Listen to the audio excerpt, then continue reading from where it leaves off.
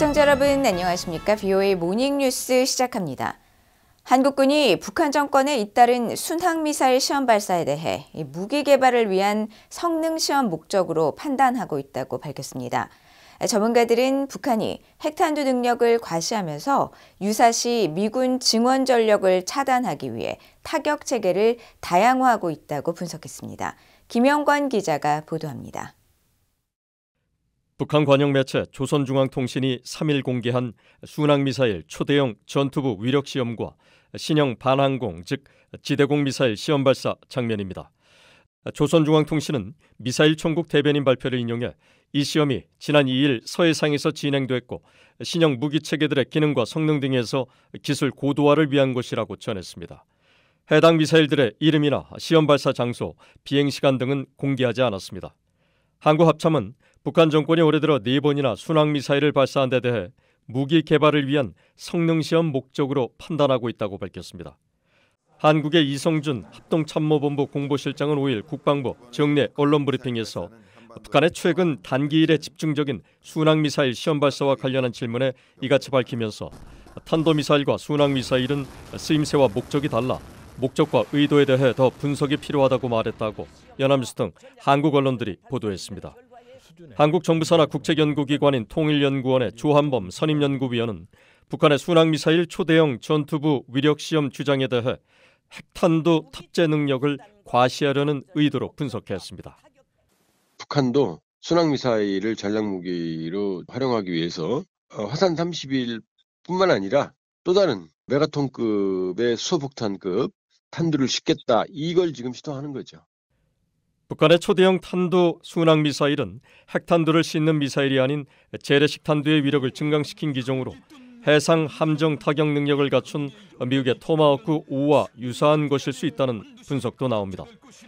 북한이 화살 계열 장거리 전략 순항미사일로 주일 미군 기지를 정밀 타격할 능력을 추구하고 유사시 미국 항공모함 등 미군 증원 전력을 차단하기 위한 타격 체계 다양화란 설명입니다. 초대형 탄두는 관통형 탄두여야 되고 그 탄두가 터졌을 때는 그 함정을 완전히 이제 파괴시킬 수 있는 항공모함과 같은 해상 표적을 대상으로 하겠다라고 한다면 반드시 탄두가 초대형 탄두가 돼야 된다는 거예요.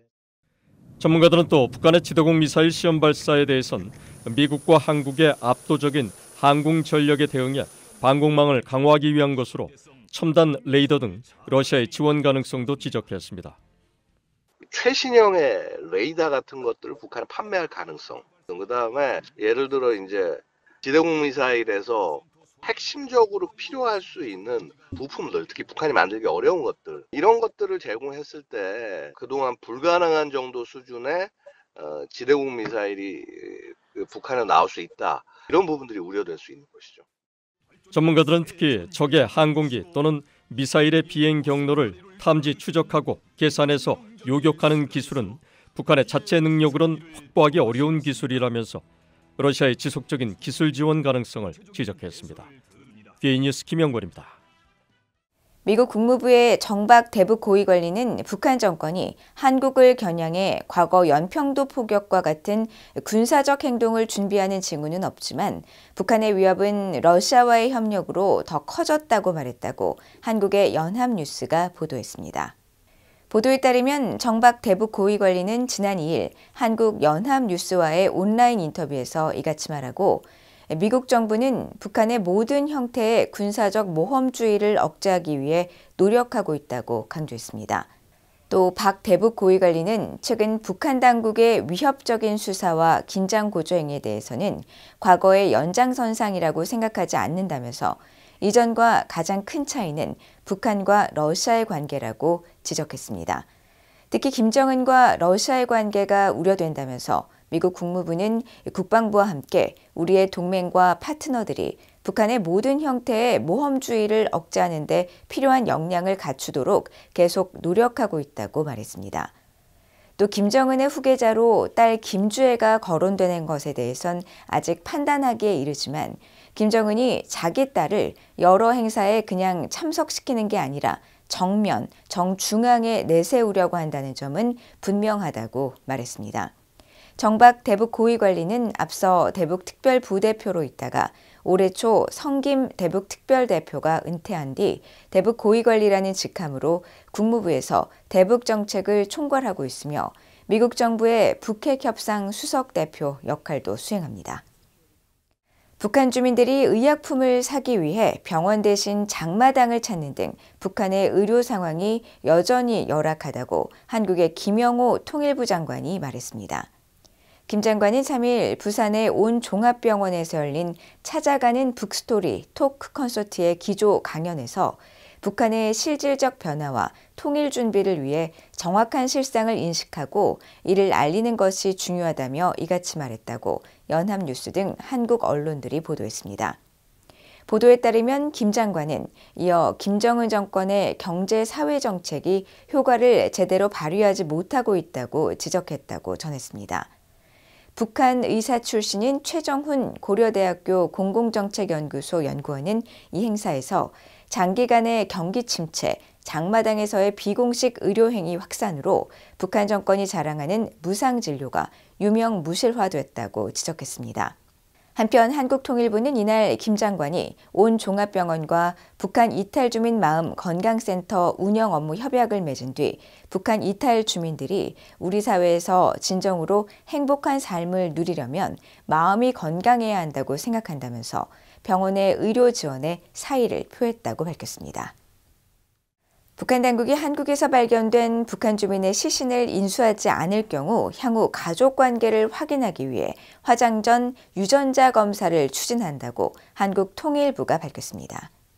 한국통일부는 5일 보도 자료를 통해 국무총리 훈령인 북한 주민 사체 처리 지침을 개정하기로 하고 행정 예고 기간인 26일까지 국민 의견을 수렴한다고 밝혔습니다. 통일부는 그동안 여름철 수해 등으로 북한 주민의 시신이 한국 수역으로 떠내려올 경우 우리 정부는 시신을 수습해 북한에 인도해 왔지만 최근 북한이 인수를 하지 않은 경우들이 발생해 이같이 추진한다고 밝혔습니다. 그러면서 북한은 지난해 4월 남북 간 통신선 단절 이후 5월과 9월에 발생한 북한 주민 시신에 대해 언론을 통한 우리 측의 통보에도 불구하고 무응답으로 일관했다고 지적했습니다. 한편 통일부는 분단으로 인해 갈라진 가족이 추후에라도 가족 관계를 확인할 수 있도록 지난 2014년부터 이산가족 대상 유전자 검사 사업을 실시하고 있다고 밝히고 이번 제도 개선은 인도주의와 동포애, 인권 차원으로 이를 통해 향후에라도 북한에 있는 가족과의 관계를 확인할 수 있게 하려는 것이라고 설명했습니다. 북한에 의한 납북자와 억류자, 국군 포로 문제를 상징하기 위해 물망초꽃을 모티브로 만든 의상이 지난 3일 한국의 동대문 디자인 플라자에서 개최된 2024 서울 패션위크에서 공개됐습니다. 한국통일부와 의류 브랜드 얼킨이 협력해 제작한 이 의상들은 이산가족 3세인 이성동 디자이너가 기획했으며 나를 잊지 마세요라는 물망초의 꽃말처럼 납북자, 억류자, 국군 포로를 절대 잊지 말자는 의미로 세 송이의 물망초로 제작됐습니다. 이 작가는 이날 취재진에게 납북자와 억류자, 국군 포로의 송환 염원을 담은 물망초 의상을 많은 분들이 입고 이를 통해 희망의 메시지가 널리 퍼졌으면 좋겠다고 말했습니다. 이날 행사에는 납북자, 억류자, 국군 포로 가족을 비롯해 문승현 통일부 차관, 이신화 북한 인권대사, 주한 대사관 관계자들이 참석해 지지와 응원의 메시지를 보냈습니다. 통일부는 앞으로 물망초 상징을 공공저작물로 등록해 국민이 일상에서 납북자와 억류자, 국군 포로 및 그 가족들에 대한 공감대를 형성할 수 있도록 노력할 것이라고 밝혔습니다. 이상으로 BOA 모닝뉴스를 모두 마칩니다. 시청해주신 여러분 고맙습니다.